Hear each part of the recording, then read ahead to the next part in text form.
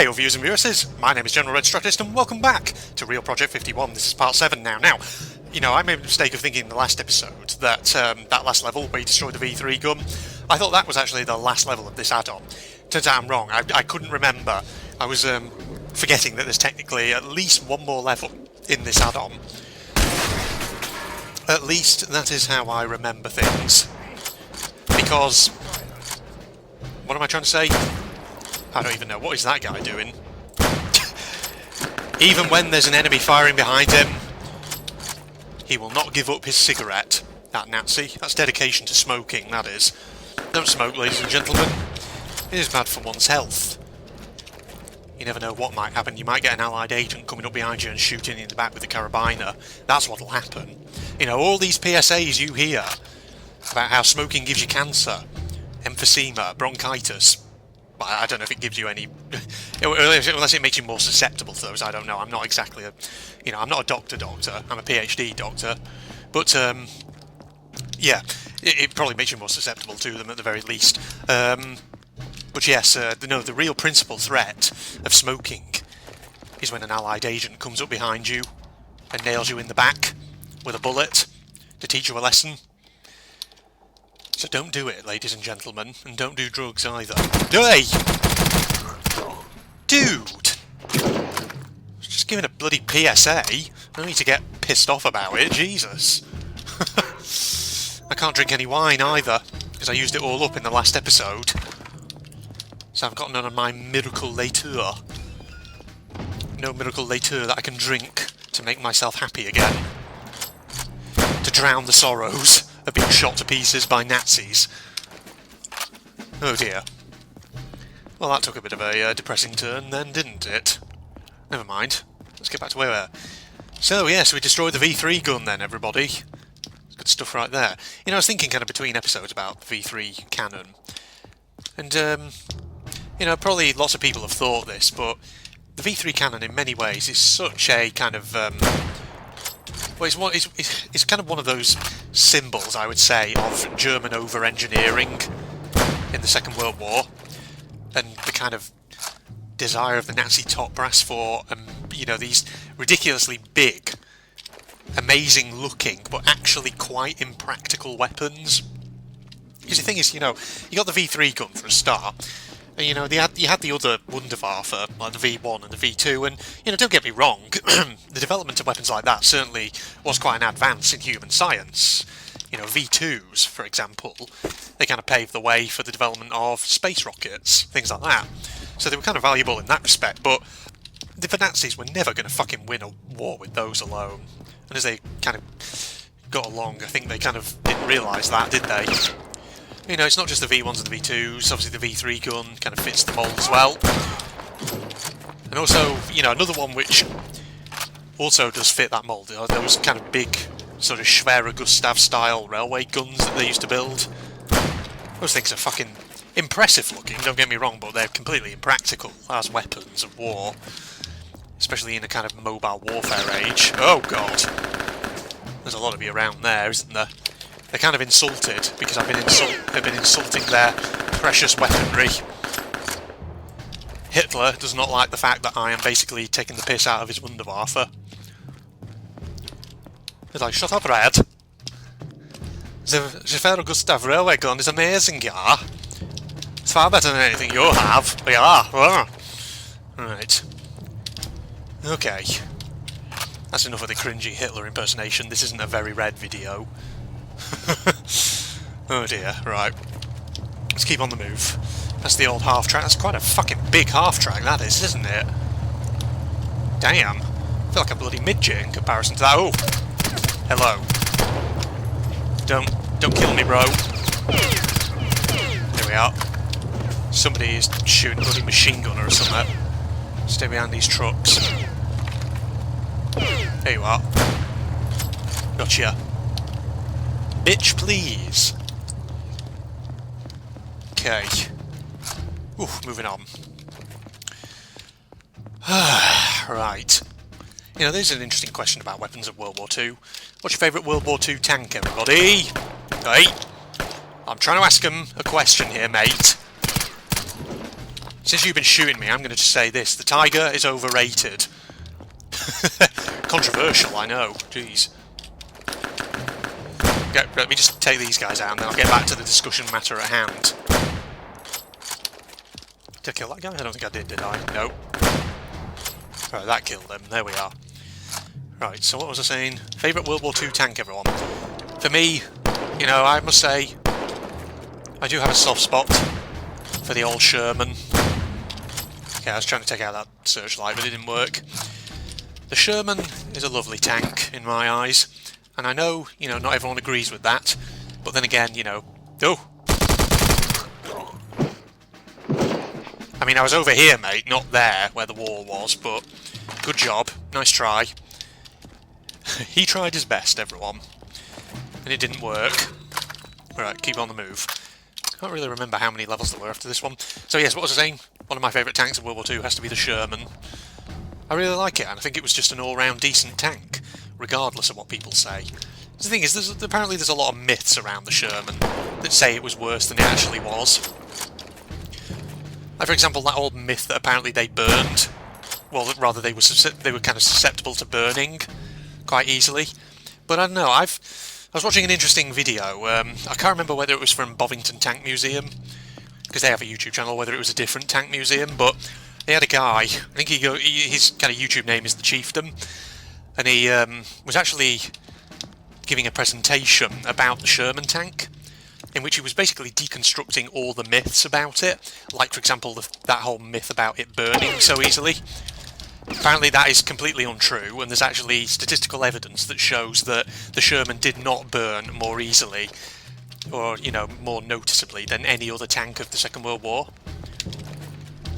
And there's also that whole thing about, you know, the Tiger versus the Sherman. People saying, oh yeah, whenever Shermans face Tigers... Oh, someone's frigging out there. Jesus. No, stop breaking my scope, please. Oh, look at that. 3 shots in quick succession. Fantastic stuff. Nice. But yes, before I was so rudely interrupted by those guys, you know, so this video I was watching was very much deconstructing all the myths about Sherman, and of course, there was the whole thing about people saying, oh, you know, whenever Shermans and Tigers went up against each other, Tigers always won. But here was the thing, right? According to this presentation I watched, there's actually very few confirmed instances of when Shermans and Tigers actually faced each other. And when there were instances of the two tanks going up against each other, the Shermans actually did not have a bad combat record. They didn't do too badly against it. Jesus, did we just both fire our carabiners at the same time? Fucking carabiner double discharge right there, bloody hell. But yes, because the problem with, you know, World War II was, quite often, you know, Allied soldiers, whenever they, you know, saw tanks moving, there was perhaps a tendency for them to report it as a Tiger, even if it wasn't. Because of course, when you think about it, it's kind of understandable. Because when you're in the, you know, in the middle of a battlefield, and you just have kind of, you know, shells and bullets flying around, explosions going off, and as a result of that, you may have dust being thrown up in the air, smoke clouds, things like that. Think about it, you know, in that confusion where visibility is potentially reduced a lot, you see a tank, an armoured vehicle moving through the mist, and you see that long barrel. You know, you might think that that's a Tiger, even though it might not be. It could just be a, you know, one of the later variants of the old Panzer IV. Oh, check out my shadow. I never actually looked at the shadow in real RTCW before. Love how it moves, it's pretty good. But yeah, so apparently there were a lot of instances, potentially, in World War II, certainly in the Normandy area, where Allied soldiers would sight enemy tanks moving, and, you know, they wouldn't really be able to identify them properly, and so potentially they would say that they were Tigers. They would report them as being Tigers when actually nobody really knew whether they were. They could have just been Panzer IVs, for example, or were equipped with larger guns, weren't they? You know, like the Ausf H, I think, was one of them. Might have been the Ausf G as well, I'm not sure. Right, let's just read this. Why am I not a bird? Take off and fly away from here. I want to fly, but I can't do it. I finished my flying course with excellent scopes, and the airport is not far from here. One thing still left, find a suitable aircraft. Objectives, get inside the airport, open the hangar, steal an aeroplane from a German hotshot, and leave the area. Okay, so this could actually be the final level, couldn't it, of this add-on? But yes, getting back to the old conversation at hand. Sherman, not a bad tank. It's had a bit of an unfair... well, it's had a lot of unfair criticism, throughout history since the fuck me. Well, that guy just stopped shooting. Fuck. Yeah, there we are. Finally, he's dead. Jesus. Those MG42 guns can be a bit of a nightmare sometimes, even on the easy difficulty. But yeah, what other good tanks were there in World War II? Obviously the Centurion, though. I mean, technically that didn't really come in until the very end of World War II. It came too late to actually have a noticeable impact on the war. But Centurion's another old favourite of mine, just because it's such a significant tank design. And it's one of those kind of occasions of where Britain actually kind of got tank design right. Because the thing is, British tanks in World War II they weren't too bad. They weren't as bad as some countries. Like, for example, Italian and Japanese tanks, a lot of them were just fucking trash, a lot of them, to be honest. I'm sorry if any Italian or Japanese people are watching this video, but, you did not have a great amount of powerful tanks in your army's arsenals back in World War II. But, Britain's tanks, they were kind of middling, let's be honest. Some of them were okay, but up until the kind of final years of World War II, Britain had never really, I would say, perfected a tank design. The only real notable ones, I would say, were perhaps the Matilda IIs early on in the war, and the sort of later variants of the Churchill. But then again, they were not without some problems.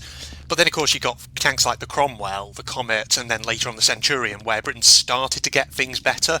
And the Centurion was, I think, probably the key example of where Britain actually got a tank right. It just had that perfect combination of things it needed: armour, speed, mobility, firepower. So yeah, let me have a sip of tea whilst I'm at it. Very, very nice. So yeah, the Sherman, good tank. Centurion, good tank. Any other good ones? Actually, on the German side, I think a more interesting armoured vehicle, other than the Tiger. You see, I'm not saying the Tiger was necessarily a completely bad tank. It did have some real good stuff going for it. Powerful gun, some powerful armour, things like that. It's just, unfortunately, that's kind of tempered by the fact that the Tiger was, I think, supposed to be quite mechanically unreliable. I think the old saying about the Tiger is, it was an engineer's dream, but a tank driver's worst nightmare. Or a tank crew's worst nightmare, rather, because of the mechanical unreliability. And the thing is, let's say you had a problem with the wheels. Because it had kind of, I think, the wheels had an interesting design. I don't know what the technical term is, but the problem with the tanks like the Tiger was that, let's say one of those wheels broke down, and you needed to get to it to repair it. The problem with it was, you had to remove a load of the other wheels in order to get to it. Which, when you're fighting a kind of fast-moving, highly mobile form of warfare, that's really not a good thing. Because you contrast that, say, with the Soviet T-34, which was, a much simpler design by all accounts, and which could be repaired fairly quickly if it broke down, which apparently it often did, but that was, just sort of part and parcel of the territory as far as I'm aware. But obviously, like I say, mechanical unreliability and long repair times in a kind of highly mobile war, those are not things that you want. Those are, weaknesses, very much. And the Tiger, tanks like the Tiger, and I think also the Panther, possibly, but don't quote me on that, both had that kind of issue. But in many ways, that was why tanks like the T-34 and the Sherman were so good, because they could be so more quickly repaired if they broke down. And certainly in the Sherman's case, they could be manufactured in huge numbers. They could churn them off the assembly line. Because there's a saying about the Sherman, from I think from a German tank commander, it's something like, for every 10 Shermans you kill, there's always something like an 11th that you have to watch out for, or something like that. Or is it something like, it doesn't matter if you can kill 10 of them, because there'll be, another 100 of them that'll just drive in to replace it. I can't remember what the exact quote was. It was something along those lines. You get the picture, basically. So yeah, fantastic tank there. But where was I going originally with that line of conversation? Because I was saying about the Tiger, saying actually a more interesting armoured vehicle on the German side, which stands out as, I think, a fairly good German armoured vehicle, was the Sturmgeschütz 3, the Assault 3, or Stug 3, whatever you want to call it. Crotch shot right there, Jesus. got him. But yeah, technically, you know, obviously the Stug 3 was not actually a tank, it was a self-propelled gun, an assault gun. Of course, it didn't have a turret, it was a kind of casemate, well, would the term be casemate style armour? Possibly. I'm not entirely sure. But the Stug 3, you know, the Germans produced those in huge numbers, and by all accounts, they did have a good combat record. Saw plenty of use. Very good for setting up ambushes, things like that. Certainly helped, well, I say helped, obviously Germany lost the Second World War, but, oh god, it's that guy. Obviously Germany lost the Second World War, but, you know, the Stug 3, if they perhaps manufactured those in greater numbers, maybe they could have put more of a dent in Soviet armour or something, I don't know. Oh god, right, here we are.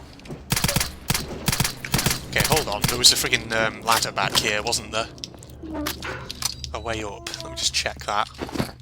Ah, here it is. Does this just go up here? I think it does, doesn't it? Ah, just into this. Oh, hey. Poof, bloody hell. Quick trigger finger there, eh? Alright, so obviously this is where I need to be, in this base over here. Right, let's get a little ammo. Let's get moving. This direction, we need to get to where those aircraft were. Boom, through here. Oh, shit. Oh, watch out for that guy. There he is. Of course, you know, a moment ago I was just saying that the Italians didn't really have any good tanks in World War II. I mean, if we're including self-propelled guns here onto the list, then technically, you know, there were some good vehicles that the Italians did have. They maybe just didn't have them in huge numbers. So, like the Semaventes, for example, which were kind of like the Italian version of the Stug 3. If I say Italian version of the Stug 3, I mean that's not the best way to describe them, but kind of, you know, Italy's answer to the Stug 3 is what I'm trying to say. Semavente, you know, self-propelled guns, by all accounts were one of the kind of only truly effective armoured vehicles that the Italians had during the war. Maybe the P-40 tank was also one of the others, but Italy had a lot of light tanks, and of course Italy was a country that made extensive use of things like the CV-33, those weird little tankettes, which were, you know, such a kind of weird vehicle, really, weren't they?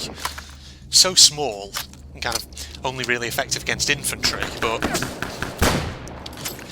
yeah. Okay, there we go. Set him out. And of course, don't get started on Japanese armour.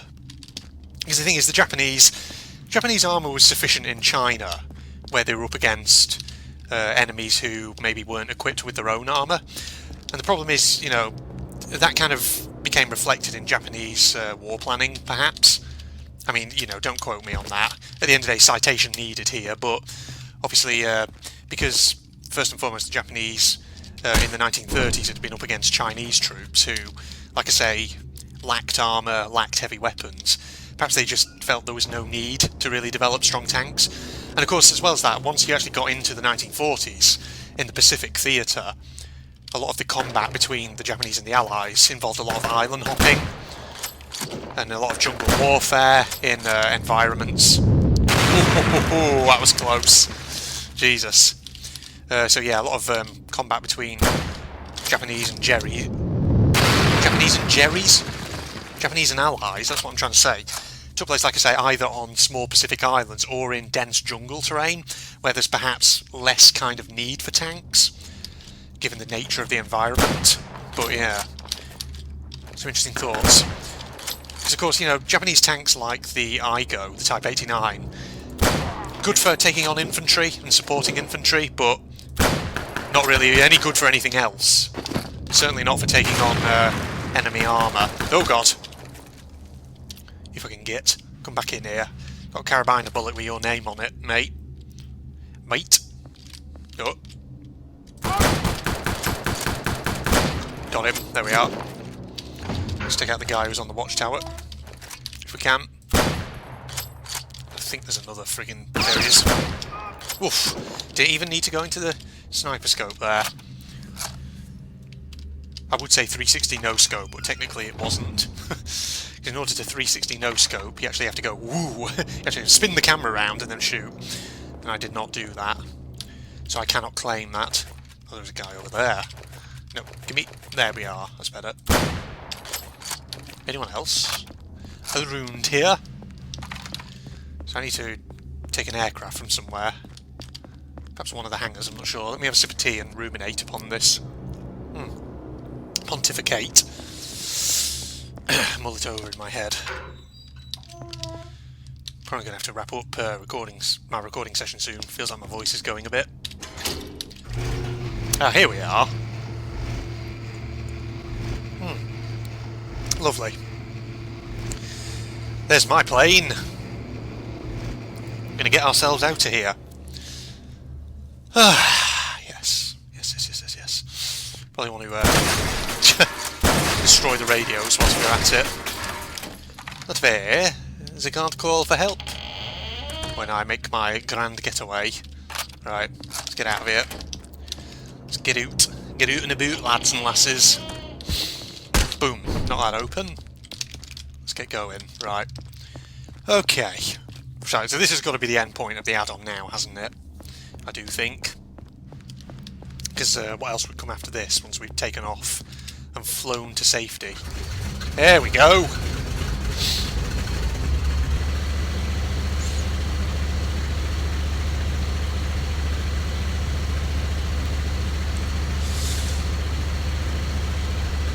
Right. Keep sipping at my tea. Whilst I watch the movie show.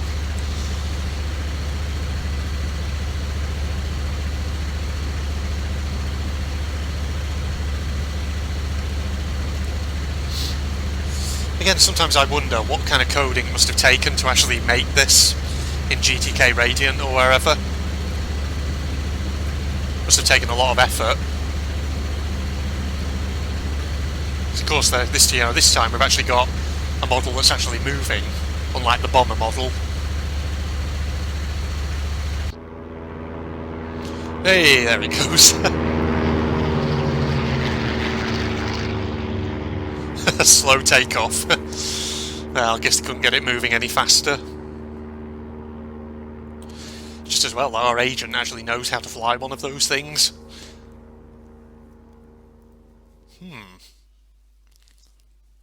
Oh, there we go. So right, so that's definitely got to be the ending now, hasn't it? French intelligence officer Henri Legrand perished at the end of 1933 during his usual radio communications with London. His transmitter was mapped by the Germans. Don't know why I'm doing the French accent. Henri was mortally wounded during his attempt to disconnect. For a long time, the English still weren't sure that the first air attack of the V3 base was successful, so bombing of that area was taking place until summer 1944. Presently, there is a museum opened in the battery area, comma. Well, it should probably be a full stop, but well, there you go. Man. So I'm just wondering there, Henri Legrand, is he a fictitious character just made up for the sake of this add-on? Was he actually a real person?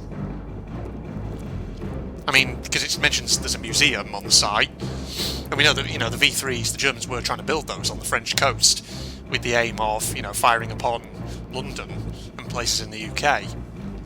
So, is this supposed to be are there supposed to be, more elements of truth to this, the story of this add-on, than just the V3 aspect of the storyline?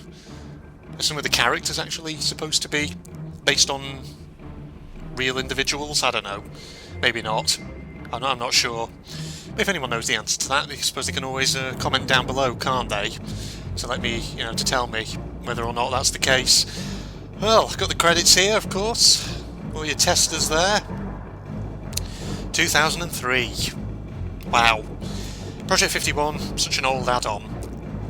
I do wonder, though, what was the first custom add-on anyone ever made for RTCW? Because, of course, the game originally came out in 2001, didn't it? So what would have been the first map someone made? And who would have made it? Don't know. Right, well, there we go, everyone. That was Real Project 51. It was absolutely fun to come back to this map, especially since I haven't played it since 2016. Nice to see it with the Real RTCW mod installed. fascinatingly good-looking stuff. I never actually used my revolver, did I? Well, who knows? We'll save that, of course, for another real RTCW map playthrough at some point. Because, of course, there's various things I can play. People have been commenting on some of the previous videos. Flying Saucers and Vendetta are both compatible with this mod. Having said that, however, people have been saying that I should hold off on maybe trying to do... I should hold off on trying to do Vendetta again. Because apparently, Yoshik is making a new version of Vendetta that maybe slightly improves on some of the bugs and maybe adds some new stuff, I'm not sure. So, yeah, I'll definitely hold off on playing Vendetta again for the time being. But, you know, in the meantime, there's other stuff I could play. Other real RTCW add-ons, like, for example, the Operation Tron 9 maps. They've got real RTCW versions. Flying Saucers, like I say, could always come back to that. And, yeah, should be good. So, thank you everybody for joining me for this second playthrough of this map. If you're not doing so already, you can follow me on Facebook and Twitter. If you're also interested in seeing me do anime-related content, you can go check out my Propagandist channel. Links to all of these are in the video description, as well as a download link for the add-on. If you enjoyed, don't forget to leave a like, and of course share this video with your friends on Facebook, on Twitter, whatever social media pages you may be signed up to. But in the meantime, I'm signing off now. Goodbye, everybody. I see holes in the fence roundabout. Can I turn that searchlight off if I distract his attention over that? Oh, that's not what I wanted to do. Go, get it! Get it! Get it! Get it! Get it! Get it! Get it! Come on! Get it! Ooh! No! No! No! No! No! No! Oh, you can't do this to me. Get my torch out, you bastard! Get out. Stop it. I need light. I need to find where I'm going. Fuck off. Where am I going? Oh, I'm going to be out of stamina at this rate. Shit. Just get out of here. Get out.